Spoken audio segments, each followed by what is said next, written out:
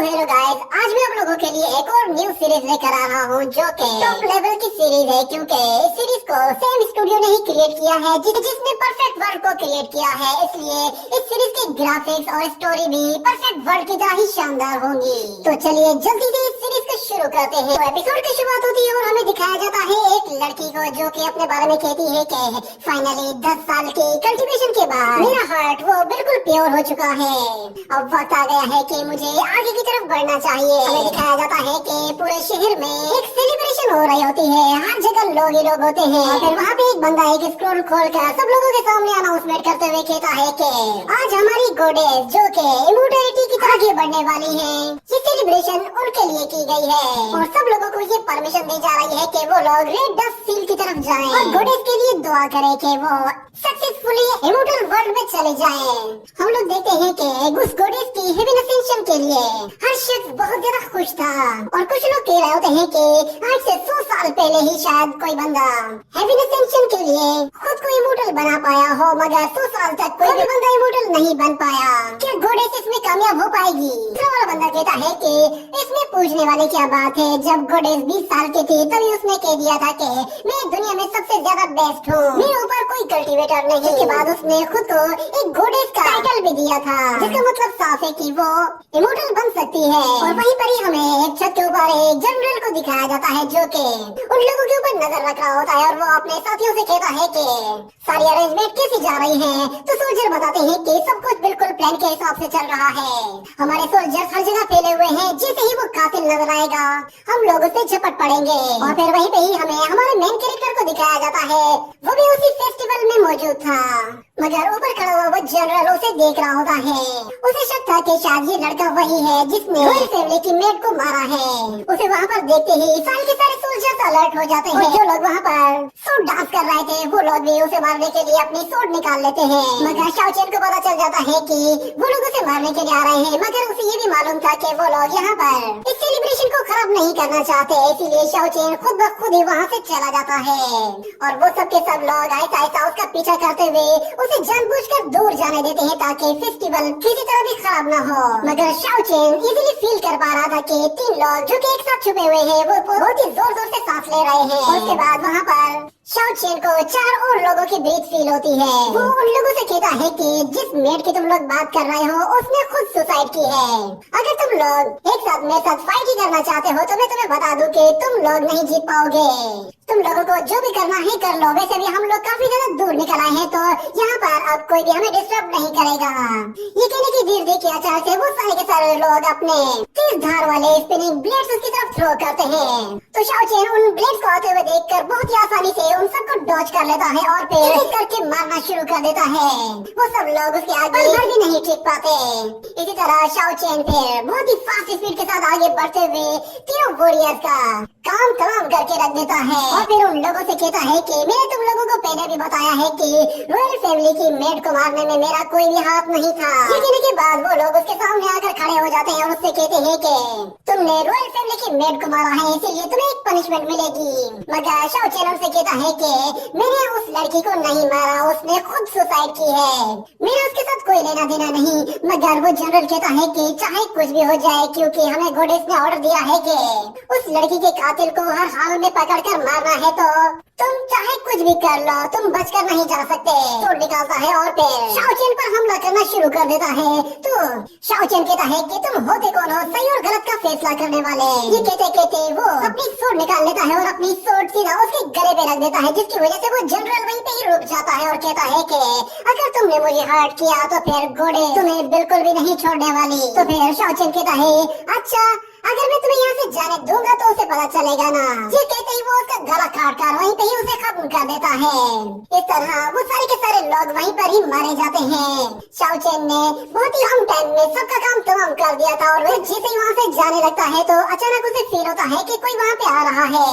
3 अजीब तरह की बोट्स होती है जिनसे वो खुद को बचा लेता है, मगर अचानक से वहाँ पर फिर कुछ और लड़कियाँ आ जाती हैं जो कि उसे पकड़ने की कोशिश करती हैं और वो कहती हैं कि प्रिंसेस के आने से पहले ही इसे इसका जुर्म कबूल करना होगा। ये कहने के बाद वो अपने क्लोथ के जरिए उसे पकड़ने की कोशिश करती है, मगर शाओ चेन खुद को आसानी से बचा लेता है और जैसे ही ऊपर जाने की कोशिश करता है तो वो लड़कियां उस क्लोथ के साथ उसके हाथ पैर पकड़कर उसे वापस नीचे ले आती है और फिर हमें दिखाया जाता है वहाँ पे उन लोगों की प्रिंसेस आती है जिसका नाम शाओ लिंगर है। वो एक जगह आकर खड़ी हो जाती है और कहती है कि तुमने गुडेस की हेवन असेंशन में टांग अड़ाने की कोशिश की है और हमारी एक मेड को मारा है। मगर फिर शाओ चेन कहता है कि वो लड़की पागल हो चुकी थी, वो मुझ पर ही हमला करने की कोशिश कर रही थी, जबकि मैंने कुछ किया भी नहीं। मैंने बस सिर्फ खुद को बचाने के लिए उसे मारा है, इसमें मेरा कोई कसूर नहीं। उस लड़की ने खुद अपनी मौत को दावत दी थी और हाँ, मैंने उसे जान से नहीं मारा था, उसने खुद बाहर से कूद कर अपनी जान दी है और तुम लोग उसका इल्जाम भी मेरे ऊपर डाल रहे हो। ये सुनते ही वो लड़की उन लड़कियों से कहती है कि खत्म कर दो इसे। ये सुनते ही वो सब के सब उस क्लॉथ को बहुत ही जोर से खींचती है जिससे शाओ चेन को बहुत तकलीफ होती है। मगर अचानक से शाओ चेन की पावर्स एक्टिवेट होती है और वो कहता है कि आखिर इन लड़कियों ने किस तरह की ये फॉर्मेशन बनाई है, इससे बेहतर तो यही था कि ये लोग मेरी पावर सील कर देती। ये कहने के बाद वो एक जोरदार झटके के साथ खुद को बहुत ही आसानी से उन लोगों से छुड़ा लेता है और उसके हाथ में मौजूद स्पिरिचुअल ब्लेड उन सारे के सारे क्लॉथ को काट कर रख देता है और वो प्रिंसेस भी ये सब कुछ देख रही होती है। शाओ चेन जैसे उस पर हमला करने के लिए आता है तो वो अपने एक ही हाथ से उसके अटैक को डॉज कर लेती है, मगर शाओ चेन यहाँ पे रुकने वाला नहीं था। वो फिर से अपने उन स्पिरिचुअल ब्लेड्स के साथ उसके करीब आकर उस पर एक के बाद एक वार करना शुरू कर देता है, मगर वो लड़की अपनी फिंगर्स के जरिए उसे बहुत ही जोर से पुश करके पीछे धकेल देती है और हमें दिखाया जाता है कि फिर लिंगर अपनी सोड लेके बहुत ही फास्ट स्पीड से हमला करने के लिए जाती है तो दूसरी तरफ शाओ चेन वो उस सोड अटैक को रोकने के लिए अपनी पूरी पावर का इस्तेमाल करते हुए अपने सामने अलग अलग बैरियर्स बनाना शुरू कर देता है, जिसकी मदद से वो उस लड़की को वहीं पे ही रोक देता है। मगर वो लड़की भी अपना पूरा जोर लगा रही होती है जिससे वो उस बैरियर को ऐसा ऐसा पुश करने लगी थी और हमें दिखाया जाता है कि वो उस बैरियर को इतना ज्यादा पुश करती है कि वो पूरी तरह से टूटकर टुकड़े टुकड़े हो जाता है। मगर दूसरी तरफ शाओ चेन मौका देखते ही वहाँ से 9 तो 11 हो गया था। ये देखते ही लिंगर अपनी सर्वेंट से कहती है कि तुम लोग मेरे पीछे मत आना, ये लड़का तुम लोगों से ताकतवर है तो इसलिए इसे मैं खुद ही हैंडल करूंगी। ये कहते ही वो खुद से उसका पीछा करती है, मगर शाओ चेन बहुत ही फास्ट स्पीड के साथ भाग रहा होता है और वो लड़की उसके पीछे पड़ी हुई होती है और एक के बाद एक अटैक भी कर रही थी, मगर शाओ चेन उसके हर एक अटैक को डॉज कर रहा होता है। वो लोग लड़ते लड़ते उस फेस्टिवल के बिल्कुल बीचों बीच आ पहुंचे थे, मगर वहाँ पे मौजूद लोगों को यही लग रहा था कि जैसे ये लड़ाई भी इस फेस्टिवल का कोई हिस्सा है। शाओ लिंगर अपनी मल्टीपल सोर्ड का इस्तेमाल करती है, मगर उसका भी कोई फायदा नहीं होता और फिर वो लोग लड़ते लड़ते एक छत के ऊपर आ जाते हैं जहाँ पर शाओ कहता है कि मैं जानता हूँ कि मेरा यहाँ से निकल पाना बहुत ज्यादा मुश्किल है, मगर जो भी पड़ेगा मैं यहाँ पे बाहर निकलने के लिए वो जरूर करूँगा। और इस तरफ हम देखते हैं शाओ लिंगर वो अपनी सोर्ड को चार्ज कर रही होती है और इस तरफ शाओ चेन जैसे ही उस पर अपनी स्पिनिंग व्हील के साथ अटैक करने के लिए आता है तो लिंगर अपनी सोर्ड की मदद से उसकी उस फॉर्मेशन को पूरी तरह से तितर-बितर कर देती है और वो सोर्ड शाओ चेन के बिल्कुल पास आ गई थी, मगर हम देखते हैं कि एक ब्लू लाइट हर जगह फैलना शुरू हो जाती है जिससे वहाँ का टाइम बिल्कुल रुक जाता है और वही ब्लू लाइट जब शाओ चेन और लिंगर के पास से गुजरती है तो वो लोग भी वहीं पे ही रुक जाते हैं और हमें दिखाया जाता है कि वो गोडेस वहाँ पर आ जाती है। वो कहती है कि हमें जिससे सबसे ज्यादा मोहब्बत होती है हमें उनकी फिक्र होती है। यहाँ पर कितने ज्यादा लोग हैं जो कि खुद एंजॉय कर रहे हैं, मगर यहाँ पे इतने ज्यादा लोगों के बीच में 2 ये लोग ऐसे हैं कि जिनके बीच में अभी भी नफरत है।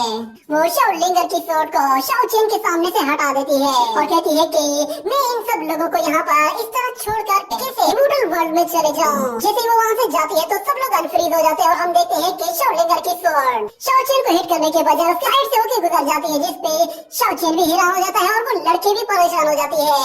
इतने में शाओ चेन वहाँ से निकलकर भाग जाता है और वो लड़की कहती है कि आखिर मेरे अटैक के साथ क्या हुआ था। और अगले सीन में हमें दिखाया जाता है कि शहर के सारे लोग एक जगह जमा होते हैं और वो लोग कह रहे होते हैं कि सुनने में आया है कि गोडेस आज इमोर्टैलिटी को अचीव करने वाली है, जिससे वो फौरन से रियलम ऑफ इमोर्टैलिटी में चली जाएगी। इसमें कितना सच है और कितना झूठ है आज सब कुछ पता चल जाएगा।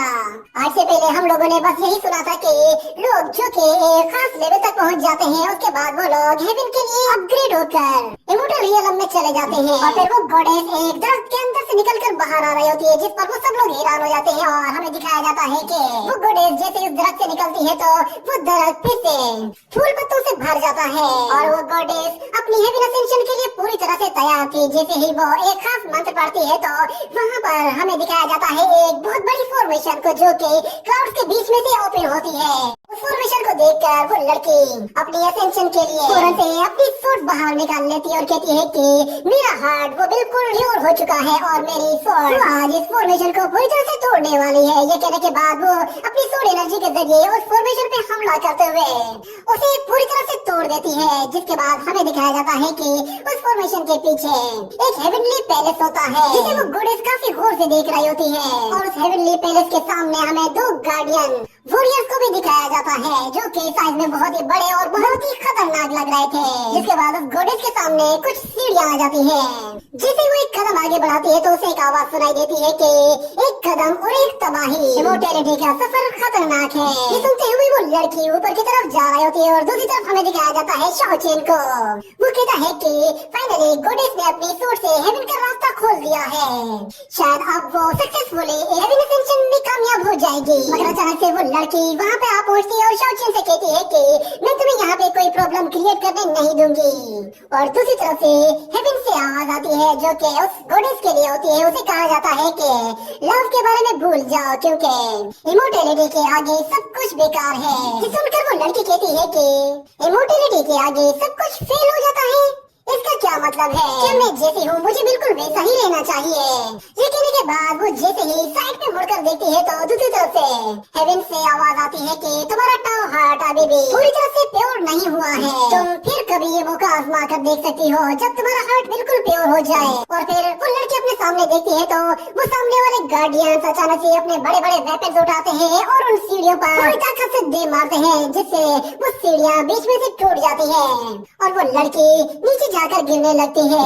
जिसके साथ साथ हमें दिखाया जाता है कि आसमान से बहुत बड़े बड़े आग के गोले सीधे जमीन की तरफ जा रहे होते हैं। वो सब लोग बहुत ज्यादा डर जाते हैं और ऊपर हमें दिखाया जाता है कि लिंगर अभी भी शाओ चेन के साथ फाइट कर रही होती है। मगर जब वो लोग आग के गोलों को देखते हैं तो वो समझ जाते हैं कि गॉडेस की हेवन एसेंशन फेल हो गई है। दूसरी तरफ हम लोग उस गॉडेस को गिरते हुए देखते हैं। उसे आवाज सुनाई देती है और कहा जाता है कि तुम्हारे हार्ट में और तुम्हारे इरादों में कोई मसला नहीं, मगर तुम अभी भी हेवन एसेंशन को ठीक से नहीं समझी हो। और फिर वो लड़की आंखें खोलती और कहती है कि मैंने ह्यूमन लव को समझ लिया है, क्या ये इतना काफी नहीं है?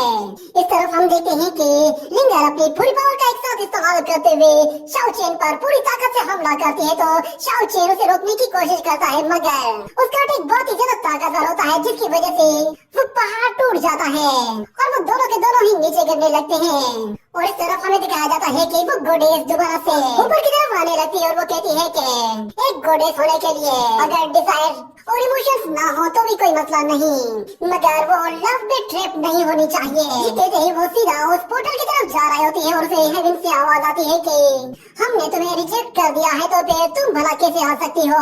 ये कहने के बाद वहाँ पे खड़े हुए वो गार्डियंस अपने बड़े बड़े वेपन्स लेकर उस पर हमला करने की कोशिश करते हैं तो वो गॉडेस अपनी सूट के साथ एक बहुत ही पावरफुल अटैक करती है जिससे वो उन गार्डियंस को काट कर उनके टुकड़े टुकड़े कर देती है। और हम लोग देखते हैं कि वो लड़की बहुत सारे स्पिरिचुअल बर्ड्स के साथ उस हेवन एसेंशन के लिए जा रही होती है और दूसरी तरफ लिंगर और शाओ चेन दोनों ही वो भी नीचे गिर रहे होते हैं। और वो लड़की जब उन्हें नीचे गिरता हुआ देखती है तो वो अपने स्पिरिचुअल बर्ड्स के जरिए उन लोगों को भी पकड़ कर सीधा हेवन की तरफ घसीटते हुए ले जाती है। और हमें दिखाया जाता है कि वो लोग उस गॉडेस के साथ टेलीपोर्ट होकर वहाँ पे पहुँच जाते हैं। और फिर शाओ चेन को कुछ पास्ट मेमोरीज दिखाई देती है जिसमें वो एक लड़की के साथ होता है। अगले सीन में हमें दिखाया जाता है कि Shao chain world of immortal में मौजूद होता है और उसके सामने बहुत सारी मछलियाँ हवा में उड़ रही होती है। और वहीं पर ही हमें एक गोल्डन लोटस को दिखाया जाता है जो कि उसके पास में ही मौजूद था। उस गोल्डन लोटस के अंदर हमें एक व्हाइट हॉर्स को दिखाया जाता है जो कि असल में एक यूनिकॉर्न था। वो यूनिकॉर्न फौरन से शाओ चेन के पास आ जाता है और शाओ चेन को जैसे ही होश आता है तो वो हॉर्स डर के मारे वहाँ से भागकर दूर चला जाता है। और इस तरफ शाओ चेन वो आंखें खोलता है तो वो कहता है कि ये कौन सी जगह है, मैं ये कहाँ आ गया हूँ? वो वहाँ से निकलकर थोड़ी दूर और आगे जाता है तो उसे दिखाई देता है कि वहाँ पर उसके सामने एक बहुत बड़ा समुंदर है और समुद्र के अंदर से बड़ी बड़ी मछलियाँ निकल रही हैं जिनके पर हैं और वो हवा में उड़ रही है। इतने में पानी के अंदर से एक बहुत बड़ा मॉन्स्टर बाहर निकल आता है जो कि उन मछलियों को खाने की कोशिश करता है।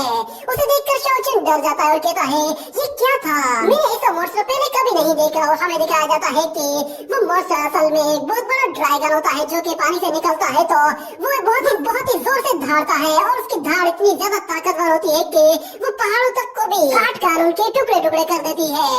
और शाओचेन इस धाड़ को बर्दाश्त नहीं कर पाता और वो वहाँ से नीचे गिरने लगता है। जिसके बाद हम लोग देखते हैं कि वो नीचे गिर कर सीधा एक गुफा में आ पहुँचा था और सीधा खड़ा होकर कहता है कि कहीं मैं वाकई में रियलम ऑफ इमॉर्टैलिटी में तो नहीं आ गया। वो उस गुफा के थोड़ा सा और अंदर जाता है तो उसे दिखाई देता है कि वहाँ पर तो एक ड्रैगन के कुछ अंडे पड़े हुए हैं। देखते ही वो उनमें से एक अंडा उठाकर अपने साथ ले जाता है और वो कहता है कि ड्रैगन एग असल में एक सीक्रेट ट्रेजर है और मुझे पूरा यकीन है कि ये ट्रेजर कोई मामूली सा ट्रेजर नहीं होगा। मुझे जरा भी उम्मीद नहीं थी कि मेरे यहाँ पर आते ही मुझे इस तरह का एक लेजेंडरी ड्रैगन एग मिल जाएगा। और वहाँ पर उसे एक छोटा सा ट्रांसपेरेंट मास्क दिखाई देता है जिसे देखकर वो थोड़ा सा सरप्राइज होता है क्योंकि ये ट्रांसपेरेंट मास्क तो लिंगर का था। उस मास्क को देखने के बाद उसे समझ में आ जाता है कि वो लड़की भी यहाँ पे आसपास कहीं मौजूद होगी। जिसके बाद वो उस एक को मास्क को लेकर वहाँ से चला जाता है। हमें दिखाया जाता है कि वहाँ पर दो लोग ऐसे होते हैं जो कि उसे देख रहे होते हैं। वो लोग कहते हैं कि इसके हाथ में 8 आर्म ड्रैगन एग है, ये लड़का सच में बहुत ही ज्यादा लकी होगा। जिसके बाद वो दूसरा लड़का कहता है कि इसके हुलिये से देखकर तो ऐसा लग रहा है कि जैसे ये किसी भी सेक्ट का बंदा नहीं है। चलो पहले जरा हम इसके बारे में पता करते हैं कि ये लड़का है कौन और कहाँ से आया है। और दूसरी तरफ हमें दिखाया जाता है शाओचेन। वो एक पहाड़ के करीब आ जाता है और वो कहता है कि यहाँ का मौसम बहुत ही ज्यादा खराब होता जा रहा है, मुझे फिलहाल यहाँ पे छुप कर गुजारा करना होगा। वो वहाँ पे मौजूद एक सीक्रेट गुफा के अंदर चला जाता है और कहता है कि आज रात गुजरने के लिए ये जगह तो बहुत ही अच्छी है।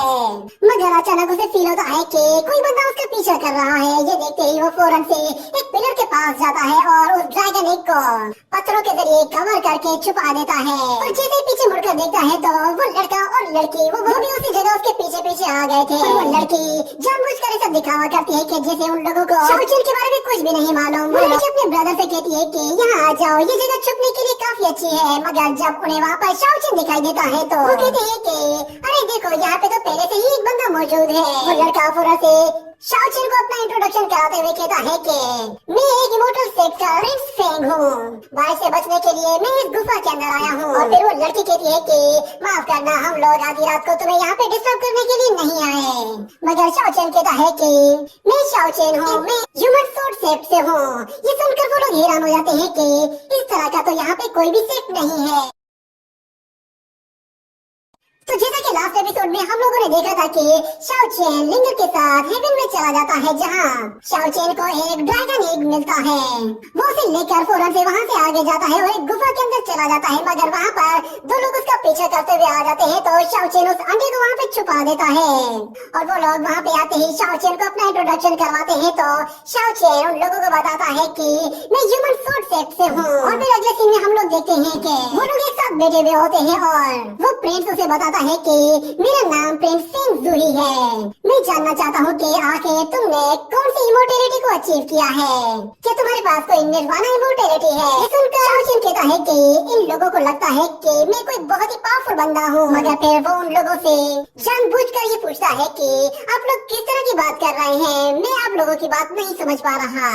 आप लोग जिस निर्वाणा रियलम की बात कर रहे हैं मैंने इसके बारे में कभी सुना नहीं है। ये सुनकर फेंग जूही मुस्कुराने लगता है और फिर शाओचेन को बताता है कि शेनशेन कॉन्टिनेंट में अलग अलग तरह की बहुत सारी रेसेस मौजूद हैं और उनमें से हजारों धर्म कल्टीवेटर हैं। मगर क्योंकि वो सब लोग वुजिन पावर को यूज करके अपनी स्ट्रेंथ को डिवाइड करते हैं तो इसलिए वो लोग हमसे जरा डिफरेंट होते हैं। मगर सब लोगों का मकसद एक ही होता है कि इस वर्ल्ड से सीधा हेवन की तरफ जाना। यही वजह है कि बहुत सारे सेक्ट अलग अलग डिसाइपल्स को अपने सेक्ट में लाकर उन्हें बहुत सारी टेक्निक्स और मूव्स सिखाते हैं ताकि वो लोग खुद को हेवन असेंशन के लिए तैयार रख सके। और दूसरा सेक्ट ऐसा है कि जिसका नाम शीजेंग है। इस सेक्ट में जो भी प्योर वॉरियर होता है वो किसी भी तरह के स्टोन ट्रेजर को एक्टिवेट कर सकता है और बहुत सारे मैजिकल स्किल्स को भी सीख सकता है। और यही लोग हैं जो कि खुद को निर्वाणा वॉरियर्स कहते हैं या फिर इसे इमोर्टैलिटी भी कहा जा सकता है। इस रियलम को अचीव करने के लिए हमें स्टेप बाय स्टेप हर एक रियलम से गुजरना पड़ता है और हर रियलम में 9 अलग अलग स्टेप्स होते हैं। और जब हम लोग 9th लेवल तक पहुंच जाते हैं तो उसके बाद 10th लेवल में आते ही हम लोग ब्रेक थ्रू करते हैं। और फिर वहाँ पे मौजूद वो स्नेक गर्ल वो कहती है कि अगर तुम वाकई में इमोर्टैलिटी को प्रैक्टिस कर रहे हो तो इसका मतलब ये है कि फिर तुम कभी भी हेवन में असेंड हो सकते हो। जैसे ही तुम अपनी स्पिरिचुअल एनर्जी को फील करने लगोगे वैसे ही तुम अपनी इमोर्टैलिटी को अचीव कर लोगे। ये कहते ही वो उसके पीछे चले जाती है और उससे कहती है कि मुझे हमेशा तुम्हारे जैसे स्ट्रॉन्ग लोग बहुत पसंद आते हैं। मुझे एक मर्तबा देखने दो कि आखिर तुमने कितना पावर लेवल अचीव कर लिया है। ये कहने के बाद वो उसका हाथ पकड़ने की कोशिश करती है तो शाओचिन हाथ छुड़ाना चाहता था, मगर वो लड़की उसका हाथ पकड़कर अपनी एनर्जी के जरिए उसका पावर लेवल चेक करने की कोशिश करती है, जिस पर शाओचिन समझ जाता है कि ये मेरी स्ट्रेंथ चेक कर रही है। वो उससे अपना हाथ फौरन से छुड़ाता है और वो लड़की जुशी को कुछ इशारा करती है, मगर शाओचिन किसी तरह उन लोगों को डिस्ट्रैक्ट करने की कोशिश करता है और कहता है कि आग बुझने वाली है, मैं जरा कुछ और लकड़ियाँ जमा करके लाता हूँ। ये कहने के बाद वो उन लोगों से जरा सा दूर हट जाता है और फिर वो दिल दिल में कहता है कि ये दोनों बिल्कुल गलत इरादे से यहाँ पर आए हुए हैं। मुझे लगता है कि शायद ये मुझे नुकसान पहुँचाना चाहते हैं, मगर इनका मकसद क्या है? और ऊपर से मैं तो इस वर्ल्ड ऑफ इमोर्टैलिटी में तो बिल्कुल नया आया हूँ। मैं नहीं चाहता कि इस वक्त जिस आइसलैंड में मैं मौजूद हूँ वो कोई खास आइसलैंड है या फिर कोई नॉर्मल आइसलैंड है। मगर वो इसमें गर्ल उसके पास आती है और उसे बताती है कि तुम इस वक्त जहाँ मौजूद हो इसे ड्रैगन आइसलैंड कहते हैं। हमारे चेंगशेंग कॉन्टिनेंट में ऐसे बहुत सारे यंग मास्टर्स हैं जो कि ट्रेजर हंटिंग के लिए अक्सर यहाँ पर आते रहते हैं। ये कहने के बाद वो अपने उसी फेंग जोशी प्रिंस से कहती है कि इसकी स्ट्रेंथ अभी भी वीक नहीं है। तो वो लड़का कहता है कि चलो तो फिर खेल शुरू करते हैं। वो दोनों के दोनों आहिस्ता आहिस्ता शाओचिन की तरफ आगे बढ़ते हैं और उससे कहते हैं कि ये आइसलैंड भले ही बहुत ज्यादा खतरनाक है, मगर यहाँ पर ट्रेजर्स की भरमार है। यहाँ पे बहुत ज्यादा एलिक्सियर्स बनाने को मिल सकते हैं। खास तौर पर यहाँ पे जो सबसे बड़े ट्रेजर है वो है होली ड्रैगन का एक। कहने के बाद वो लोग आहिस्ता आहिस्ता आगे बढ़ते हुए अपनी सोर्स बाहर निकालते हैं और शाओचिन वो दिल में कहता है कि मैं इस वक्त वैसे ही इंजर्ड हूँ, अगर मैंने इनके साथ फाइट की तो मैं मारा जाऊंगा। वो लोग जैसे जैसे उसके करीब आ रहे होते हैं तो दूसरी तरफ शाओचिन अपने दिमाग में बैठकर एक प्लानिंग बना लेता है और उनके करीब आते ही फौरन से वो ड्रैगन एग बाहर निकालता है और कहता है कि क्या यही वो ड्रैगन एग है जिसके बारे में तुम बात कर रहे हो? उस ड्रैगन एग को देखकर वो लोग फौरन से अपना इरादा कैंसिल कर लेते हैं और शाओचिन उन लोगों से कहता है कि ये ड्रैगन एग तो मैंने एक गुफा से उठाया था और वहाँ पर इससे और भी थे। मैंने सोचा नहीं था कि ये ड्रैगन एग एक बहुत बड़ा ट्रेजर होगा। मगर वो स्नेक गर्ल कहती है कि तुम्हारा कहने का क्या मतलब है? क्या वहाँ पर वाकई में ऐसे और भी बहुत सारे अंडे हैं? तो शाओचिन कहता है हाँ, अगर तुम्हें चाहिए तो फिर मैं तुम्हें वहाँ पर लेकर जा सकता हूँ। ये कहने के बाद अगले सीन में हमें दिखाया जाता है कि फ्लाइंग फिश उड़ते हुए पानी से बाहर निकलकर फिर से दूर एक और जगह पर पानी के अंदर चली जाती है और उस जगह को देखने के बाद शाओचिन कहता है कि ये फ्लाइंग फिशेज अभी भी यहाँ पर है, इसका मतलब है मैं उस जगह के बेहद करीब आ चुका हूँ। और कुछ देर गुजरने के बाद हमें दिखाया जाता है कि वो लोग एक गुफा के अंदर पहुँच चुके होते हैं और शाओचिन उन्हें उस गुफा के अंदर और भी लेकर जाता है और कहता है कि हम लोग करीब आ चुके हैं। कुछ देर में उन्हें वो अंडे दिखाई देते हैं जो कि एक साथ एक जगह पर रखे हुए होते हैं और शाओचिन कहता है ये ही वो अंडे जो तुम्हें चाहिए थे। वो लोग वहाँ पर आसपास देखते हैं कि उन अंडों के आसपास कोई और मौजूद नहीं है, जिसका मतलब है कि उन्हें हासिल करना बहुत ज्यादा आसान है। और फेंग जुशी इसने घर से कहता है कि ब्रदर शाओचिन ने हमारी इतनी ज्यादा मदद की है, क्या तुम उसे थैंक्स भी नहीं कहोगी? तो फिर शाओचिन कहता है इसमें थैंक्स की कोई बात नहीं, मुझे भी ये एक्सीडेंटली ही मिले थे। मगर वो लड़की कहती है अरे ऐसे कैसे, तुमने इतनी ज्यादा मदद की है और वैसे भी ये अंडे एक्सीडेंटली किसी को नहीं मिल सकते। ये कहने के बाद वो अपने एक स्नेक को फौरन से अपने एक हाथ की तरफ लेकर आती है जो कि एक स्नेक बोन स्वॉर्ड में ट्रांसफॉर्म हो जाता है। और शाओचिन ये देख कर कहता है कि मैं तुम लोगों को ड्रैगन एग्स तक लेकर आ गया हूँ, तो फिर ये सब क्या है? मगर वो लड़की कहती है कि ये ड्रैगन एग्स असल में दुनिया के सबसे खास ट्रेजर्स हैं और तुम इनके बारे में जानते हो और यही तो सबसे ज्यादा खतरनाक बात है। अगर तुम ये जानते हो तो हमारी वजह से ये बात किसी और को पता चल जाएगी और हम लोग ऐसा बिल्कुल भी नहीं चाहते। मगर फेंग जुशी जैसे ही उन ड्रैगन एग्स के पास जाता है तो उसे कुछ अजीब सा फील होता है। जैसे ही वो ओरलैंडो को देखता है तो वो उस लड़की से कहता है कि फौरन से उसे मार दो। ये देखते ही वो लड़की अपनी सोट के साथ उसे मारने के लिए जैसे ही तैयार होती है तो दूसरी तरफ चैन ऊपर पानी के कतरे को गिरते हुए देखता है और वो लड़की जैसे ही उसे मारने वाली होती है तो अचानक से वहाँ पर बहुत ही पावरफुल एयर प्रेशर फील होता है, जिसके बाद शाओ चैन कहता है कि अगर ये ड्रैगन एक्स यहाँ पर मौजूद है तो इसका मतलब है वो ड्रैगन खुद यहाँ आसपास कहीं मौजूद होना चाहिए। ये ड्रैगन की धार 500 लोगों के लिए भी काफी है।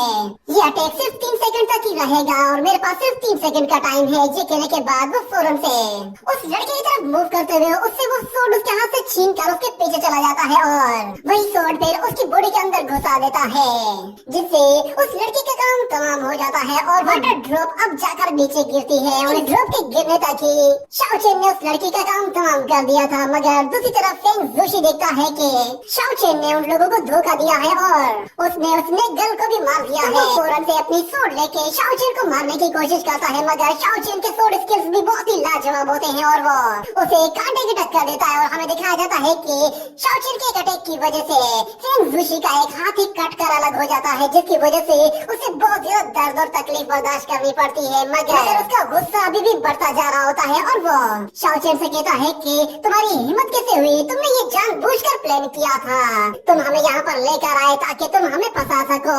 ये कहते ही वो फिर से अपनी सोड लेके उस पर हमला करना शुरू कर देता है, मगर शाओ चेन भी जमकर मुकाबला करता है और फिर उसे एक जोरदार किक मारकर उठाकर दूर फेंक देता है और शाओ चेन जैसे उस पर दोबारा से वार करता है तो फेंग जोशी अपनी सोड की मदद से उसे रोकने की कोशिश करता है और वो भी एक जोरदार किक दे मारता है, जिससे शाओ चेन वहाँ से पीछे जा गिरता है। मगर वो अपनी स्नेक सोड को फेंग जोशी की तरफ थ्रो करता है तो फेंग जोशी अपनी सोड का इस्तेमाल करते हुए उस सोड को वहाँ से दूर हटा देता है, मगर शाओ चेन वही सोड पकड़कर फिर से उस पर इतना जोरदार अटैक करता है कि वो जमीन के भी टुकड़े टुकड़े कर देता है और बहुत ही फास्ट स्पीड के साथ उस जगह से निकलकर दूर चला जाता है, जिससे वहाँ पर एक जोरदार धमाका होता है। इस अटैक के बाद फेंग जोशी की हालत बहुत ही ज्यादा बुरी हो जाती है, ऊपर से उसका खून भी बहुत ज्यादा बह गया था, जिससे उसे अब काफी ज्यादा वीकनेस फील होने लगी थी। मगर उसका गुस्सा अभी भी कम नहीं हो रहा था, बल्कि वो और भी ज्यादा भड़क गया था और वो कहता है कि तुम वो पहले आदमी हो जिसने मेरे खिलाफ कोई प्लान बनाकर मुझे मारने की कोशिश की है। मैं एक डेथ गेट इमोर्टल हूँ, मैं अगर यहाँ पे मरूंगा तो तुम भी मेरे साथ मरोगे। ये कहने के बाद वो फौरन से अपनी एक डेथ टेक्निक को एक्टिवेट कर देता है, जिससे वहाँ पर एक बहुत बड़ी फॉर्मेशन एक्टिवेट हो जाती है और फेंग जोशी अपनी बॉडी से जैसे ही एनर्जी रिलीज करता है तो उसका प्रेशर इतना ज्यादा होता है कि शाओ चेन उसके सामने खड़ा भी नहीं हो पाता और उसकी सोड भी उसके हाथ से निकल जाती है और हम लोग देखते हैं कि फेंग जोशी बहुत सारी फॉर्मेशन क्रिएट करता है और उन फॉर्मेशन को सीधा ऊपर एक डेथ गेट फॉर्मेशन के पास लेकर जाता है और वो दोनों फॉर्मेशन कंबाइन हो जाती हैं और फेंग जोशी फिर उससे कहता है कि तुम अगर अपनी 10 लाइफ को भी अगर मुझे दे दोगे तब भी तुम इस ग्रेट पावर का मुकाबला नहीं कर पाओगे। ये कहते ही वो उस फॉर्मेशन को उसके ऊपर थ्रो करता है और हमें दिखाया जाता है कि वो फॉर्मेशन साइज में बहुत बड़ी और बहुत ही ज्यादा पावरफुल थी। उसे देखते ही शाओ चेन समझ जाता है कि इसे रोकने के लिए पूरी ताकत लगानी पड़ेगी।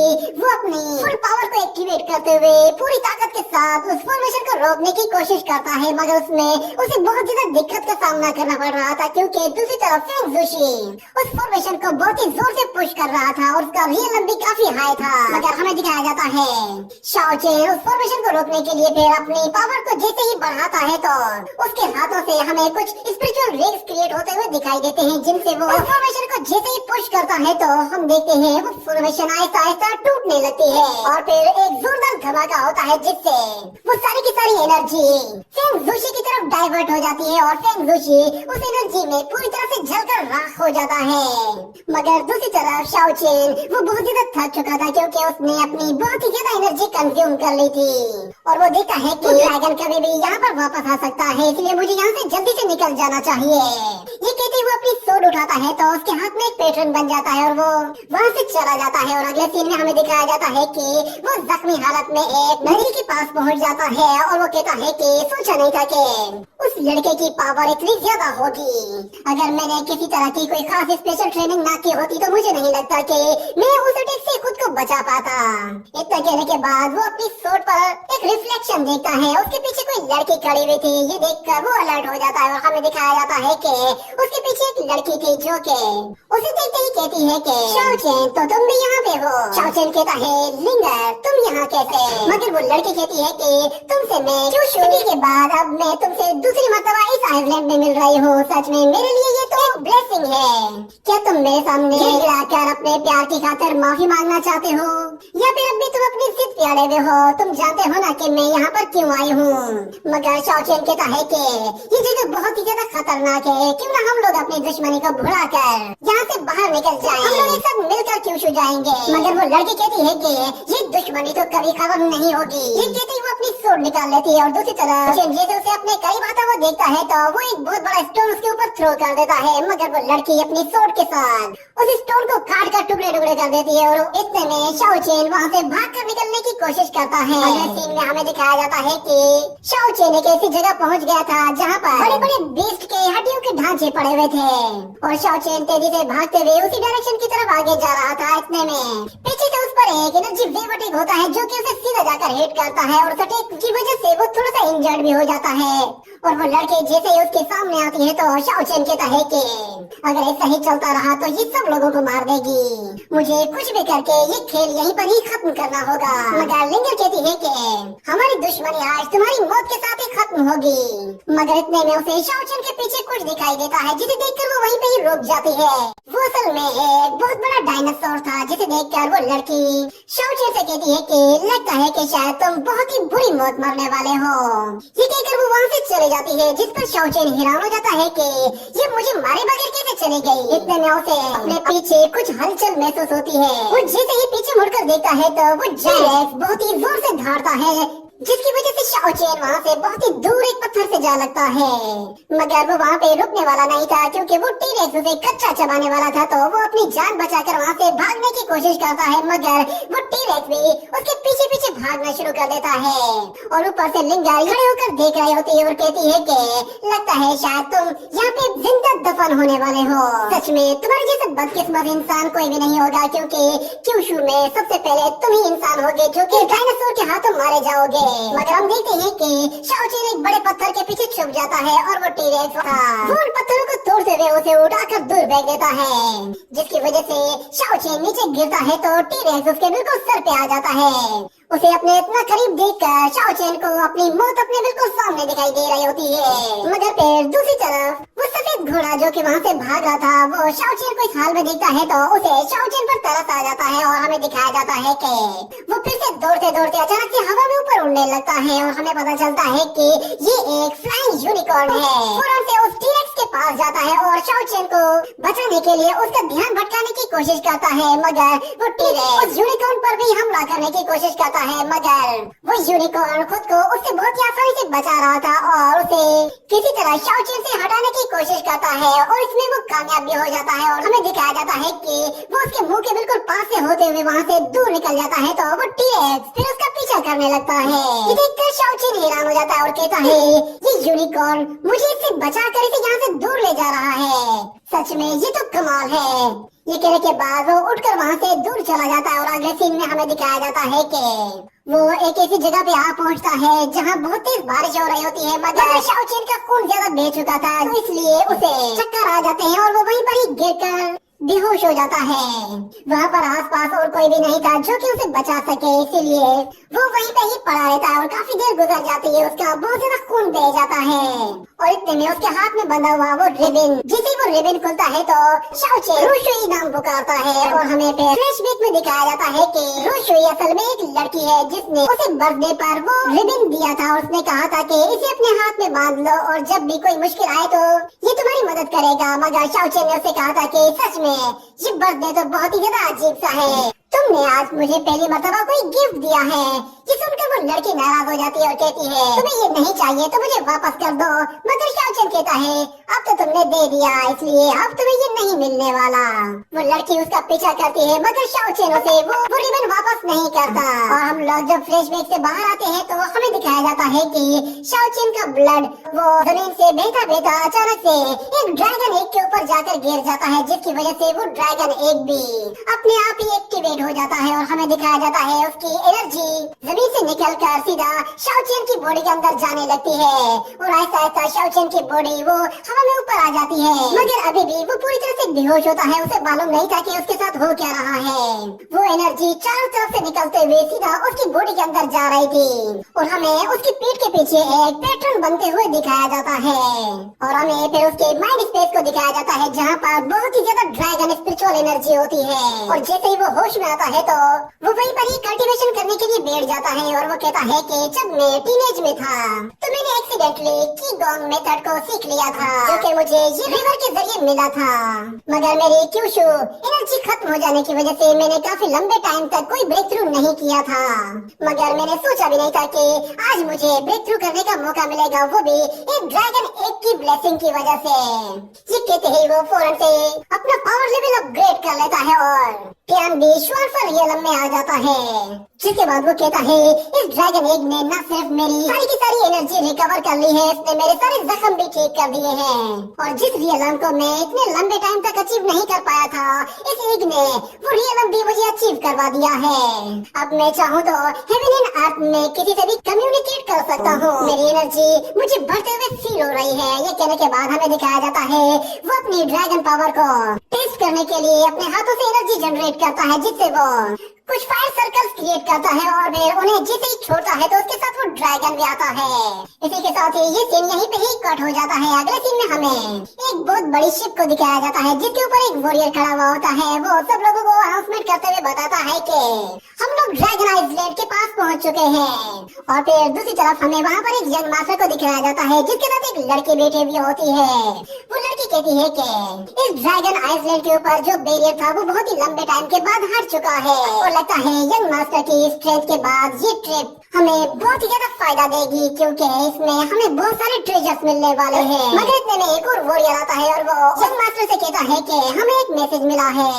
हमसे पहले ही यहाँ पर बहुत सारी अलग अलग फोर्सेज आ चुकी हैं और ऐसे बहुत सारे गार्डियंस भी यहाँ पे आ चुके हैं जिन्होंने अपनी पावर्स को सील किया हुआ था। मेरे ख्याल से हमें इस आइलैंड में जाने से पहले थोड़ा सा तैयारी कर लेनी चाहिए ताकि हम लोग वहाँ पर सिक्योरली जा सके। मगर वो यंग प्रिंस कहता है तुम बेफिक्र हो जाओ, मैंने सारे इंतजाम कर लिए हैं, सब कुछ रेडी है, हमें वहाँ पर कुछ भी नहीं होगा, बस अब सिर्फ और सिर्फ एक वाइन के ग्लास की कमी है। और फिर दूसरी तरफ हमें दिखाया जाता है शाओचेन को, वो भी एक समुद्र के किनारे पे खड़ा हुआ होता है और उसे वो बोट आते हुए दिखाई देती है जिस पर वो कहता है कि फाइनली मुझे कोई तो उम्मीद नजर आई, इस बोट के जरिए मैं इस आइलैंड से बाहर जा सकता हूँ। और हमें दिखाया जाता है कि उस बोट में वो सब लोग सवार होकर आ रहे होते हैं मगर उन्हें अंदाजा भी नहीं होता कि उस बोट के नीचे क्या मौजूद है। इसी के साथ ये एपिसोड यहीं पे ही एंड हो जाता है।